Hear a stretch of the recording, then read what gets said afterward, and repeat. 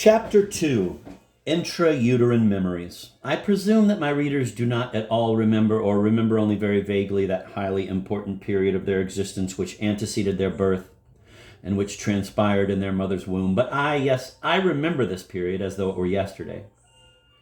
It is for this reason that I propose to begin the book of my secret life at its real and authentic beginning, namely with the memories, so rare and liquid, which I have preserved of that intrauterine life, and which will undoubtedly be the first of this kind in the world since the beginning of literary history, to see the light of day and be described systematically. While engaged in the translation of my book, Mr. Chevalier has called my attention to another chapter of intrauterine memories discovered by his friend Mr. Vladimir Posner in Casanova's Memoirs. In doing this, I am confident of provoking the apparition of similar recollections that will begin timidly to people the memories of my readers, or at least of localizing in their minds a host of sentiments of ineffable and indefinable impressions, images, moods, and physical states which will progressively become incorporated into a kind of adumbration of their memories of prenatal life. On this subject, the quite sensational book by Dr. Otto Rank entitled The Traumatism of Birth cannot fail to enlighten the reader really curious about himself who desires to approach this question more scientifically. As for me, I must declare that my personal memories of the intrauterine period, so exceptionally lucid and detailed, only corroborate on every point Dr. Otto Rank's thesis, and especially the most general aspects of this thesis as it connects and identifies the said intrauterine period with paradise and birth, the traumatism of birth, with the myth so decisive in human life of the lost paradise. Indeed, if you ask me how it was, quote, in there, end of quote, I shall immediately answer, it was divine, it was paradise. But what was this paradise like? Have no fear. Details will not be lacking. But allow me to begin with a short general description. The intrauterine paradise was the color of hell, that is to say red, orange, yellow, and bluish, the color of flames of fire. Above all, it was soft, immobile, warm, symmetrical, double, gluey already. At that time, all pleasure, all enchantment for me was in my eyes, and the most splendid, the most striking vision was that of a pair of eggs fried in a pan, without the pan. To this is probably due that perturbation and that emotion which I have since felt the whole rest of my life in the presence of this ever hallucinatory image. The eggs fried in the pan without the pan which I saw before my birth were grandiose, phosphorescent and very detailed in all the folds of their faintly bluish whites. These two eggs would approach toward me, recede, move toward the left, toward the right, upward, downward. They would attain the iridescence and the intensity of mother-of-pearl fires, only to diminish progressively and at last vanish. The fact that I am still able today to reproduce at will a similar image, though much feebler and shorn of all the grandeur and the magic of that time by subjecting my pupils to a strong pressure of my fingers, makes me interpret this fulgurating image of the eggs as being a phosphene. Phosphene, a luminous sensation resulting from pressure on the eye when the eyelids are shut. Originating in similar pressures, those of my fists closed on my orbits, which is characteristic of the fetal posture. It is a common game among all children to press their eyes in order to see circles or colors, which are sometimes called angels. The child would then be seeking to reproduce visual memories of his embryonic period, pressing his already nostalgic eyes till they hurt in order to extract from them the longed-for lights and colors, in order approximately to see again the divine aureole of the spectral angels perceived in his lost paradise.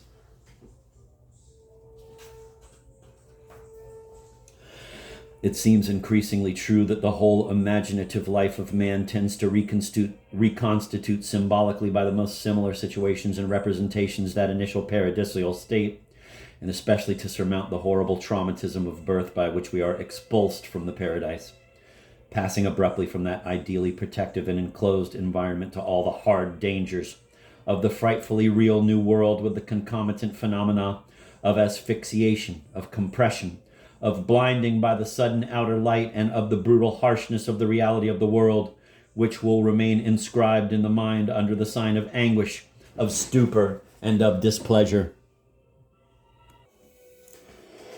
It would seem that the death wish is often explained by that imperialist and constant compulsion to return where we came from, and that suicides are generally those who have not been able to overcome that traumatism of birth, who even in a brilliant social midst, and while all the candelabra are sparkling in the drawing room, suddenly decide to return to the house of death. In the same way, the man who dies from a bullet on the field of battle will cry, with the cry of "Mother" on his lips, expresses with truculence that wish to be born again backwards, and to return to the place from which he emerged. Nothing better illustrates all this than the burial customs of certain tribes, who inter their dead crouching and bound in the exact attitudes of the fetus. This fucking guy. But without requiring this categorical experience of the hour of death, man periodically recovers in sleep something of this artificial death, something of that paradisial state, which he tries to recapture in the minutest details. The attitudes of sleepers are in this regard most instructive. In my own case, my attitudes of pre-sleep offer not only the characteristic curling up, but also they constitute a veritable pantomime composed of little gestures, ticks, and changes of position, which are but the secret ballet required by the almost liturgical, ceremonial initiating the act of delivering oneself, body and soul, to that temporary nirvana of sleep by which we have access to precious fragments of our lost paradise.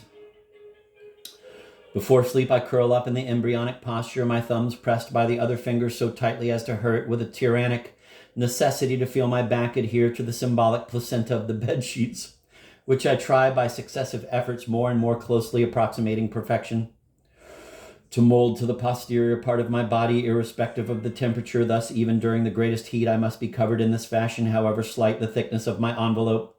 Also, my definitive posture as a sleeper must be of a rigorous exactitude. It is necessary, for instance, that my little toe be more to the left or to the right, that my upper lip be almost imperceptibly pressed to my pillow, in order that the god of sleep, Morpheus, shall have the right to seize me, to possess me completely. As he wins me, my body progressively disappears and becomes localized, so to speak, entirely in my head, invading it, filling it with all its weight. This representation of myself approximates the memory of my intrauterine person, which I might define as a certain weight around 2 roundnesses, my eyes very likely. I have often imagined and represented the monster of sleep as an immense and very heavy head with a single thread-like reminiscence of the body, which is prodigiously maintained in equilibrium by the multiple crutches of reality, thanks to which we remain, in a sense, suspended above the earth during sleep. Often these crutches give way and we fall. Surely most of my readers have experienced that violent sensation of feeling themselves suddenly fall into the void, just at the moment of falling asleep, awakening with a start, their hearts tumultuously agitated by a paralyzing fear. You may be sure that this is a case of a brutal and crude recall of birth, reconstituting thus the dazed sensation of the very moment of expulsion and of falling outside. Pre-sleep reconstituting the prenatal memory, characterized by the absence of movement, prepares the unfolding of that traumatic memory of a fall into the void. These falls of pre-sleep take place each time the individual, either by excess of fatigue or by the paroxysmal need for escape from the day's cares, prepares for the most delightfully and exceptionally longed for and refreshing sleep.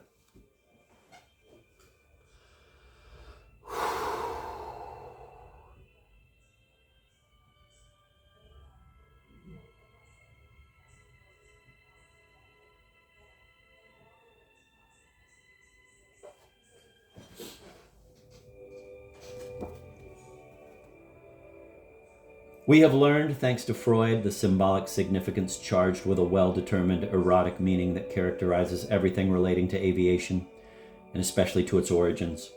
Leonardo da Vinci's preoccupations in this regard, which became crystallized in the invention of his flying machines, are most instructive from the psychological point of view. Nothing indeed is clearer than the paradisial significance of dreams of flight, a symbol of erection by the contradiction which this phenomenon offers in relation to the laws of gravity. The bird, a very frequent popular synonym for the penis, the winged phallus of antiquity, Pegasus, Jacob's ladder, angels, Amor and Psyche, etc., which in the unconscious mythology of our epoch only mask that frenzied and puerile illusion of the conquest of the sky.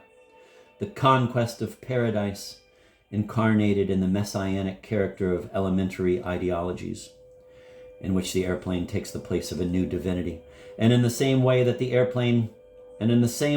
we have just studied in the individual pre-dream, the frightful fall that awakens us with a start as a brutal recall of the precise moment of our birth, so we find in the pre-dream of the present day, those parachute jumps which I affirm without any fear of being mistaken are nothing other than the dropping from heaven of the veritable rain of newborn children provoked by the War of 1914.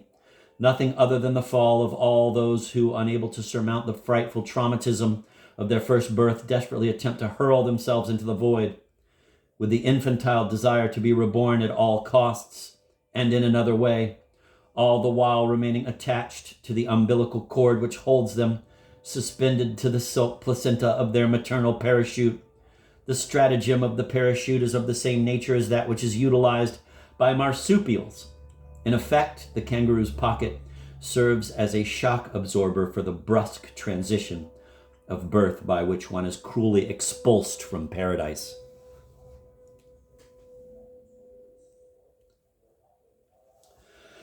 The marsupial centauresses, recently invented by Salvador Dali, also have this meaning of the parachutes of birth, parabirths.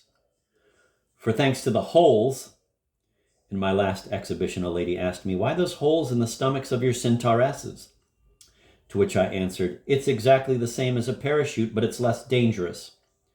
This, as might have been expected, was loudly greeted as a mystification, but I am convinced that the reader who has attentively read the preceding lines will judge my answer otherwise, while readily understanding that it was not so eccentric as it seemed.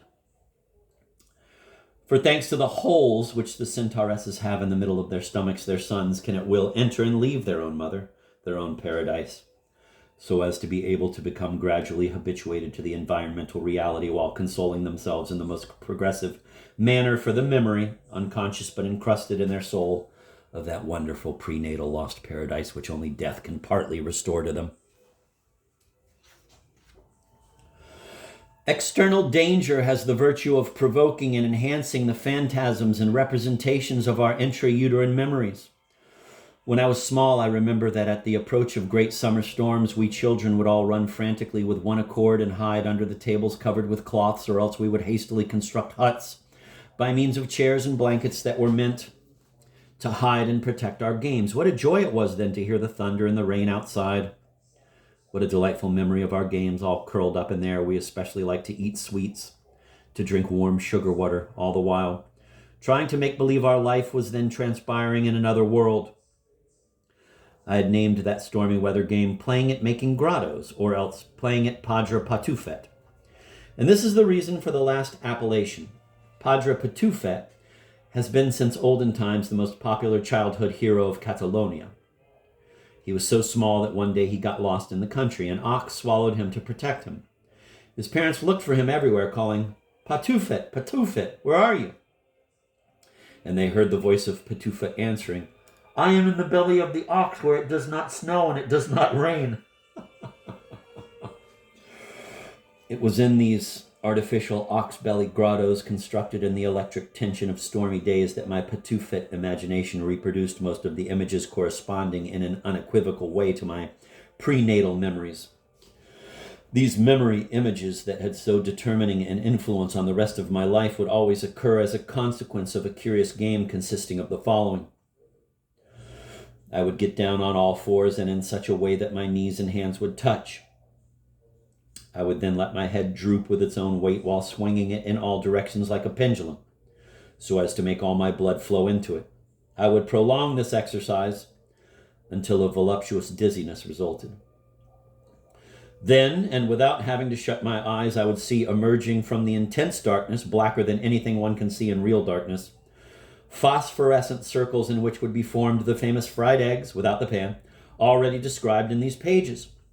These eggs of fire would finally blend with a very soft and amorphous white paste. It seemed to be pulled in all directions. Its extreme ductility, adapting itself to all forms, seemed to grow with my growing desire to see it ground, folded, refolded, curled up, and pressed in the most contradictory directions. This appeared to me the height of delight, and I should have liked everything to be always like that. The mechanical object was to become my worst enemy. And as for watches, they would have to be soft or not be at all. The present war has furnished me several striking examples on this subject. During the air raid alarms in Paris, I would draw the curled up and fetus-like attitudes that people would adopt in the shelters. There, the external danger was further augmented by the intrauterine evocations inherent in the darkness, the dimensions, etc. of the cellars. People would often go to sleep with ecstasies of happiness, and a secret illusion was constantly betrayed by smiles appropriate to a satisfaction absolutely unjustified by logic, if one did not admit the presence of secret activities characteristic of unconscious representations.